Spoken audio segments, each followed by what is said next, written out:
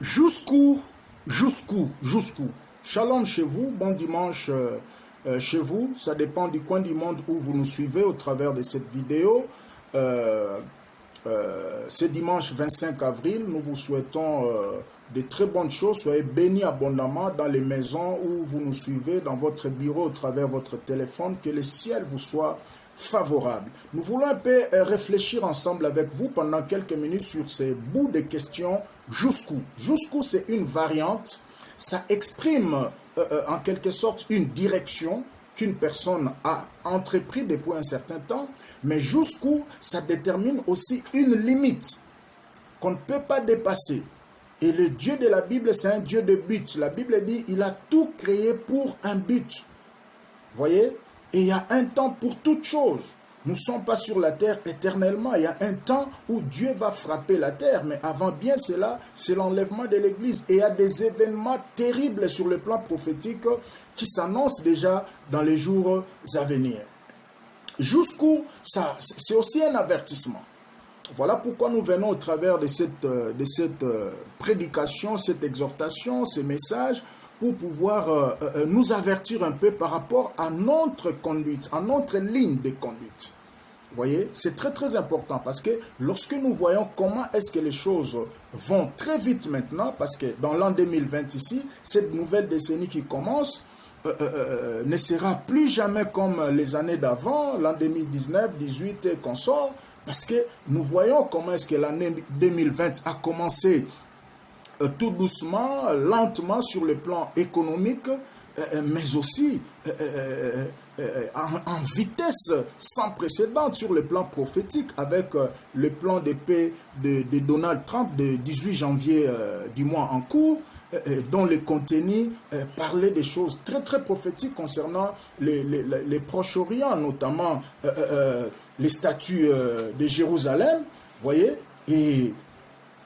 et deuxièmement, par rapport à la paix au Proche-Orient, et toutes ces choses-là doivent vraiment attirer notre attention et nous devons rester très très vigilants.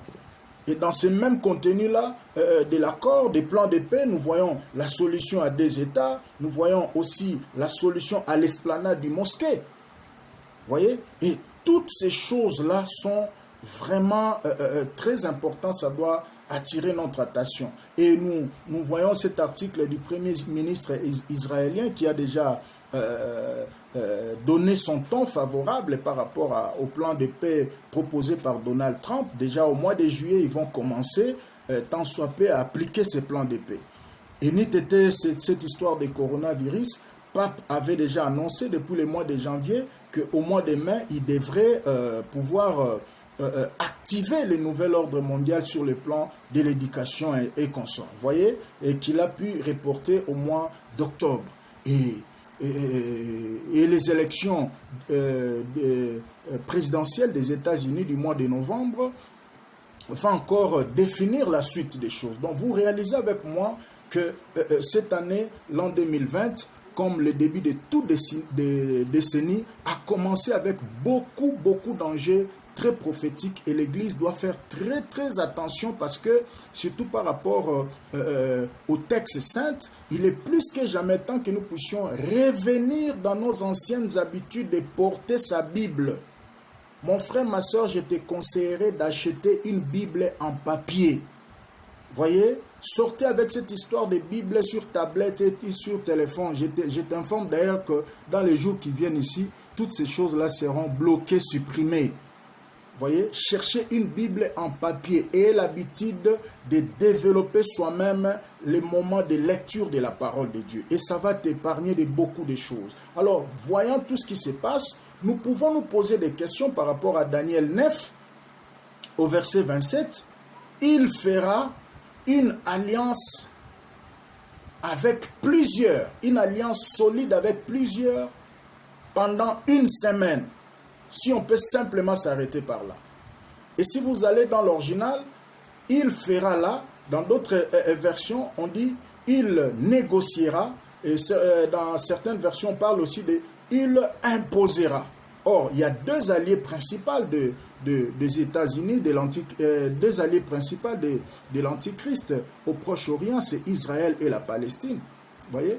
Et à l'heure où nous sommes, Israël est déjà d'accord avec les plans de paix de Trump. Et une partie de la Palestine est déjà aussi d'accord. Donc, nous touchons le dernier virage, mon frère. Et cela nous a excités à fond en tant que messagers de la bonne nouvelle pour tenter un peu d'avertir les fils du royaume. Les jours sont mauvais. Et déjà, dans le premier siècle, l'apôtre Paul avait déjà vu dans ces temps-là, dans son épître aux Romains, dans Romains 13, à partir du verset 11, il a dit, « Il importe d'autant plus que vous sachiez quel temps nous sommes. C'est le temps de nous réveiller en fait du sommeil, car le salut est plus près de nous que lorsque nous avons cru. » Vous voyez, déjà au premier siècle, l'apôtre Paul, comme un averti du royaume de Dieu, commençait déjà à avertir le peuple de Dieu par rapport à tout ce que nous voyons ici. Jusqu'où va le monde? La réponse est simple. Le monde va tout droit vers la globalisation, vers la mondialisation, vers la manifestation physique de l'Antichrist. Il suffit seulement que celui qui les retient ait disparu, c'est-à-dire l'Église, comme le mentionne l'apôtre Paul dans son épître aux Thessaloniciens. Il suffit seulement que l'Église disparaisse et voilà, il se manifestera. Donc nous traversons le dernier virage. C'est ce qui nous a posé, ce qui nous a poussé de partager avec nous cette petite vidéo pendant ce temps. Jusqu'où? Alors, comme c'est un sujet océan, nous voulons prendre juste un aspect dans cet enseignement que nous voulons développer pendant quelques minutes. Jusqu'où vas-tu avec tes espérances trompeuses? Vous voyez?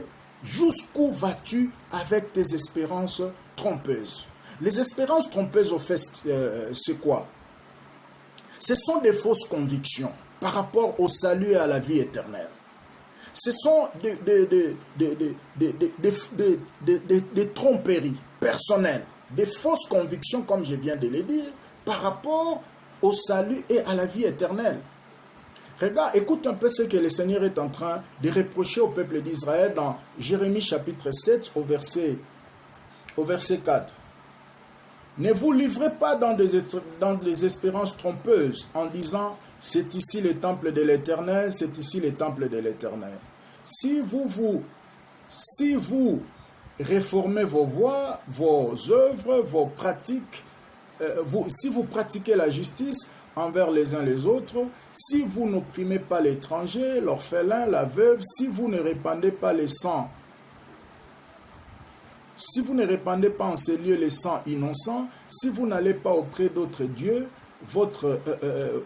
pour votre malheur, alors je vous laisserai demeurer en ce lieu dans le pays que j'ai donné à vos pères d'éternité en éternité. Mais voici, vous vous livrez dans des espérances trompeuses qui ne servent à rien. Quoi? Dérober, tuer, commettre l'adultère, jurer faussement, offrir de l'encens à Baal, aller auprès d'autres dieux que vous ne connaissez pas. Et puis vous venez vous présenter devant moi dans cette maison sur laquelle est invoqué mon nom et vous dites, nous sommes délivrés. C'est enfin de commettre toutes ces abominations. Voilà, ça c'est Dieu qui est en train de réprimer son peuple. Et quand vous lisez Jérémie chapitre 7, verset 4 jusqu'à 10 là, il y a au moins 3 choses que Dieu est en train de reprocher son peuple. Premièrement, par rapport à la fausse religion. Et deuxièmement, l'idolâtrie. Et troisièmement, c'est l'hypocrisie. Et il dit, vous vous livrez aux espérances trompeuses, comme je l'ai mentionné tout à l'heure. Les espérances trompeuses, ce sont des fausses convictions, ce sont des fausses croyances que l'on développe soi-même par rapport à son salut et par rapport à la vie éternelle, soit par rapport à Dieu. Des croyances erronées qui ne cadrent pas aux Écritures saintes et à la sainte doctrine. Et là, c'est très très dangereux. Vous voyez? Premièrement, par rapport au salut, le salut n'est en aucun autre nom. C'est dans le nom de Jésus-Christ. C'est dans la foi en Jésus-Christ et à l'œuvre de la croix que l'on parvient au salut. Vous voyez? Mes amis, le diable ne vient plus dans ces derniers temps avec des cornes comme nous l'avions connu avant. Non, il vient avec des séductions de toutes sortes. Regarde un peu ce qui se passe ici dans l'œcuménisme. L'œcuménisme qui est rassemblement de toutes les églises à une seule. Comment parce que l'œcuménisme a pour base, a pour mission de supprimer la croix de Jésus-Christ, de supprimer la foi chrétienne, ok, de supprimer le nom de Jésus et de résumer tout au nom de l'amour. C'est ça au fait. Et l'œcuménisme assassine la foi chrétienne, voyez-vous. Mais malheureusement, parce que depuis les temps anciens, depuis après les réformes, le protestantisme et les pentecôtistes étaient fermes par rapport, étaient radicaux par rapport à l'œcuménisme. Et malheureusement, aujourd'hui, ils sont pris dans le piège. Et là, c'est très, très dangereux. Très dangereux. Vous voyez ?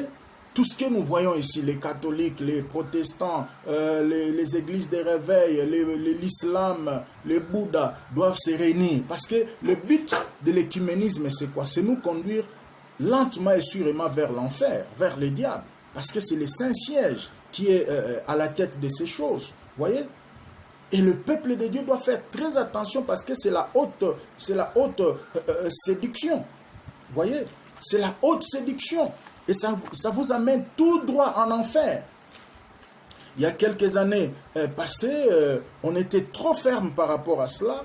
Mais aujourd'hui, il y a des gens qui acceptent n'importe quoi. Et ça doit vraiment attirer notre attention. Voyez-vous? Des fausses religions.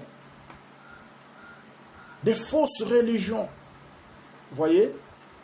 Et il les exhorte aussi, il les reproche aussi par rapport à l'idolâtrie. L'idolâtrie, c'est l'amour excès d'autre chose que l'Éternel des armées. Si tu aimes quelque chose plus que Dieu, c'est déjà de l'idolâtrie. Regarde le temps que tu passes devant l'Internet et le temps que tu passes devant ta Bible. Vous voyez, le diable commence à te voler progressivement ton temps de l'intimité avec Dieu, ton temps de l'intimité dans la prière, dans la méditation, et tu commences à te livrer à autre chose. Vous voyez? L'idolâtrie, c'est aller adorer d'autres dieux, aimer autre chose que l'Éternel. Et là, c'est très, très dangereux. Et les fausses espérances, c'est aussi en rapport avec l'hypocrisie. Combien sont les chrétiens aujourd'hui qui tuent leurs frères? Tu me suis là. Combien de fois on t'a déjà envoyé pour aller empoisonner tes frères? Combien de fois on t'a déjà envoyé pour aller tuer? Et pourtant, tu t'es dit chrétien, tu t'es dit serviteur de Dieu. Jusqu'où tu iras avec tout ça? C'est tout droit en enfer. Vous voyez? Parce que si tu ne te répands pas de ces choses, l'enfer t'attend, mon frère. Si tu ne sauras pas te tenir sur une cuisinière chauffée, soit sur un réchaud chauffé, tu t'assois dessus comme on s'assoit sur une chaise. Si tu ne sauras pas faire ça, pendant ne fût-ce que 5 minutes, est-ce que tu sauras supporter le feu de l'enfer? Si tu ne sauras pas tenir avec ta main une ampoule qui chauffe à 100 watts, pendant 5 minutes, est-ce que tu sauras résister au feu de l'enfer? Si tu ne sauras pas prendre tes mains et déposer volontairement sur un brasero chauffé, voyez, est-ce que tu sauras supporter le feu de l'enfer, mon frère? L'enfer existe. Aujourd'hui, les gens marchent comme si l'enfer n'existait pas. Mais laissez-moi vous dire, l'enfer n'a pas été créé pour vous. L'enfer a été créé pour les diables et ses anges, selon Matthieu 25, verset 41. Jusqu'où iras-tu avec des espérances trompeuses, avec l'hypocrisie, avec l'adultère? Jusqu'où iras-tu dans ta manière de tromper ton épouse, de tromper ton époux? Jusqu'où iras-tu avec les alcools? Jusqu'où iras-tu avec la sorcellerie? Moi, je connais les plus grands sorciers que toi. Ils ont déjà abandonné ces choses. Ils ont cru au Seigneur Jésus. Ils ont donné leur vie à Christ. Vous voyez? Tu n'es pas la première personne à faire tout ce que tu fais. Je connais des gens, des tueurs, plus que toi. Tu as tué, tu as les mains pleines de sang. Vous voyez? Mais il y en a aussi ceux-là qui étaient dans cette même vie que tu as et aujourd'hui, ils ont donné leur vie au Seigneur. Ils se sont repentis. Peut-être on t'a entraîné dans ces choses, mais tu peux reculer. Rien n'est encore perdu. Voyez-vous? Jusqu'où tu iras avec tes espérances trompeuses? Voyez? Jusqu'où? Mes amis, aujourd'hui, les gens marchent comme si ils ont déjà maîtrisé Dieu un tas de... Imagine un peu l'homme comme apôtre Paul. Il dit, j'ai craint de ne pas être disqualifié après avoir prêché à d'autres. L'homme de l'apôtre Paul, l'homme qui est monté jusqu'au 3e ciel, l'homme qui nous a révélé les mystères de la Sainte Seine, les mystères de l'enlèvement, il vivait dans des craintes. Il craignait d'être disqualifié après avoir prêché à d'autres. Alors qu'il était dans la prison, il écrit aux chrétiens de Philippe, il dit, je vous prie de pouvoir travailler avec crainte et tremblement par rapport à votre salut.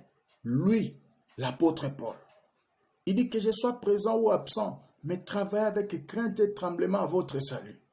Mais aujourd'hui, les gens marchent comme si il n'y a rien ne s'est fait, tout, un tas de trucs. Il faut faire très attention. Jusqu'où iras-tu avec tes espérances trompeuses? La vraie chrétienté, ce n'est pas lorsqu'on s'est réunis dans une église ou on s'est réunis dans des maisons comme actuellement. La vraie chrétienté se manifeste dans ta vie cachée avec le Seigneur. Voyez-vous? Dans ton intimité, là où personne ne peut te voir, comment est-ce que tu te comportes? Les hypocrites n'ont pas leur place dans le royaume des cieux. Alors, bien-aimés dans le Seigneur, il est plus que jamais temps que nous puissions nous repentir de nos voies. L'apôtre Paul parlant à son fils Timothée alors qu'il était pasteur à l'église d'Éphèse, dans 1 Timothée 3, verset 15, il lui a dit ceci, « Si je traîne à venir, je désire bientôt venir vers toi, mais si je traîne à venir, tu dois savoir comment te comporter dans l'église de Dieu, dans la maison de Dieu. » Voyez-vous? Très, très important, dans l'église, on ne se comporte pas n'importe comment. Le vrai christianisme, c'est ta vie dans les secrets. Voyez? Et dans ces périodes de confinement ici, Dieu est en train de juger ses vrais enfants, ses vrais fils. Parce qu'il n'y a pas de culte. Voyez? Comment tu te comportes avant que tu ne dormes, avant que tu ne te réveilles? Est-ce que tu as du temps un peu de prier? Jusqu'où tu iras avec des espérances trompeuses? Au fait, un chrétien qui vit dans des espérances trompeuses, c'est quelqu'un là qui n'est pas dans la foi, mais il s'embourbe dans des fausses croyances, soi-disant qu'il est dans le vrai. Et pourtant, quand le ciel te regarde, le ciel pleure. La peur. Jusqu'où iras-tu avec la peur? La peur, c'est quoi? C'est une attaque que vous portez en vous-même pour vous maintenir dans une zone de sécurité. C'est ça la peur. C'est une attaque que vous portez et vous marchez avec. Vous dormez avec, vous vous réveillez avec. Voyez? Vous travaillez avec. Ça vit en vous, la peur vit en vous. C'est une attaque que nous portons en nous-mêmes, voyez, et pour nous aider à nous maintenir dans une zone de sécurité. Or, le Seigneur a dit, sans moi, vous ne pouvez rien faire. Sans le Seigneur Jésus, nous ne sommes pas en sécurité. C'est ça l'erreur de Job. Job, c'est quelqu'un de formidable. Il a vécu avant Abraham. Voyez-vous, un homme de foi, un homme terrible, voyez-vous. Un homme qui nous montre la justice, comment être juste avec Dieu, comment marcher dans l'intégrité, un tas de trucs. Parce qu'au chapitre 1, Job est présenté comme un homme juste, intègre et craignant Dieu. Mais malheureusement, vous verrez dans Job chapitre 1 au verset 5, cet homme de Job vivait aussi dans la peur. Il avait peur. Voyez? Et curieusement, c'est cette peur-là qui a ouvert une porte à l'ennemi de pouvoir détruire sa vie. C'est ce qu'il va mentionner dans Job chapitre 3, verset 25. Il dit, ce que je crains, c'est ce qui m'arrive. Voyez-vous? Et il va se ressaisir dans Job 19, verset 25. Il dit, je sais que mon Rédempteur est vivant et il se lèvera le dernier pour me sauver. La peur. Jusqu'où iras-tu avec la peur? Il y a plusieurs sortes de peurs. Voyez? D'abord, plusieurs raisons sont à la base de la peur. Il y a certaines personnes qui ont peur aujourd'hui suite à certains événements négatifs qu'ils ont vécus dans le passé. Ça s'émet en eux la peur, c'est possible. Voyez? Il y a plusieurs sortes de peurs. Et la plupart des personnes sont bloquées simplement parce qu'ils ont peur de perdre ce qu'ils sont. Et ils ont également peur de perdre ce qu'ils ont. Lorsque tu développes la peur de perdre ce que tu as et ce que tu es, tu ne sauras pas marcher correctement avec le Seigneur. Alors, nous voulons nous poser cette question, jusqu'où vas-tu avec ta peur? Très important. Jusqu'où vas-tu avec ta peur? Très, très important, ces choses. La Bible dit, lorsque cet homme riche voulait entrer dans le royaume de Dieu, il a posé la question au Seigneur. Le Seigneur lui a dit, pour entrer dans le royaume, tu connais la loi, fais la loi, un tas de trucs, applique tout ce que la loi dit. Et finalement, il a dit, non, depuis mon enfance, j'ai toujours appliqué la loi. Le Seigneur lui a dit, vends tout ce que tu as, donne ça aux pauvres et suis-moi. Et la Bible dit, il est rentré tout triste, ce jeune homme riche. Pourquoi? Il avait peur de perdre ce qu'il était, homme riche, et ce qu'il avait, ses richesses. Voyez?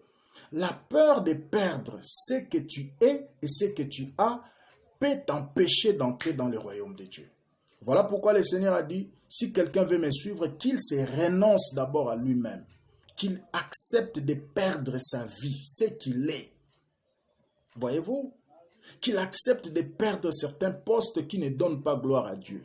Qu'il accepte de perdre sa place de deuxième bureau, parce que c'est contre la volonté de Dieu. Qu'il accepte de perdre ce qu'il est, ce qu'il a.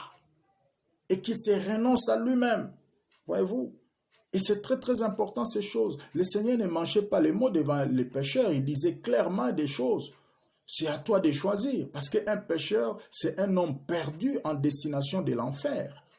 Si tu mourrais aujourd'hui dans cet état-là, tu iras en enfer. Pourquoi tu as peur d'abandonner les fétiches? Pourquoi tu as peur d'abandonner la sorcellerie? Tu n'es pas le premier sorcier ou le premier occultiste. Moi, je connais les sorciers les plus puissants que toi. Aujourd'hui, ils ont donné leur vie à Jésus et ils ont été pardonnés. Alors, lorsque tu développes la peur de perdre ce que tu es et ce que tu as, ça va te faire rater beaucoup de choses. Oui, l'Église attend l'enlèvement, mais l'Église qui attend réellement l'enlèvement doit accepter de se débarrasser de certaines choses. La Bible parle dans Matthieu 25 de 10 vierges qui voulaient aller voir le Seigneur, qui voulaient à la rencontre de leur époux. La Bible dit, ils sortirent, qu'est-ce qu'elle dit? La Bible dit, ils allèrent à la rencontre. Or, pour aller à la rencontre, on doit d'abord sortir de quelque part.